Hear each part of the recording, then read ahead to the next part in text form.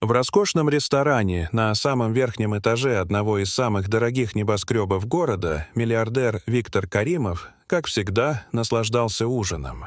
Он сидел за столом, наслаждаясь видом на огни ночного города и не обращал внимания на людей вокруг. Обслуживал его официант, молодой парень по имени Майкл. Виктор был известен своей высокомерной манерой общения, но в этот раз он превзошел все ожидания. Не дождался, когда Майкл подаст ему вино, и сам схватил бутылку, резко швырнув ее на стол. Официант, заметив его грубость, попытался извиниться, но миллиардер не сдержался. «Ты что, глухой или просто не умеешь работать? Сколько я тебя просил быть внимательнее?» Майкл был озадачен. Он молчал, чувствуя, как его лицо заливается краской. Вся сцена привлекла внимание других гостей ресторана. Каримов продолжал унижать официанта, не стесняясь в выражениях. Словно этого было мало, он бросил мелочь на стол и грубо приказал: «Счет закроешь сам, а это тебе на чай». Но карма не заставила себя долго ждать. Вскоре видео с инцидентом появилось в социальных сетях, и люди не могли молчать. Общественность была в ярости. Как может человек с такими деньгами так унижать другого? Прошло всего несколько дней, как акции компании Виктора начали стремительно падать.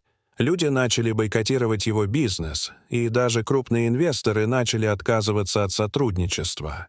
На фоне общественного возмущения СМИ все чаще поднимали тему его поведения, и вскоре Виктор оказался в центре скандала. Он пытался оправдаться, обращаясь к журналистам и давая интервью, где утверждал, что произошедшее было недоразумением и что его поведение не отражает его настоящего отношения к людям. Однако слова не помогли. Общественное мнение уже было сформировано, и каждый его шаг только ухудшал ситуацию.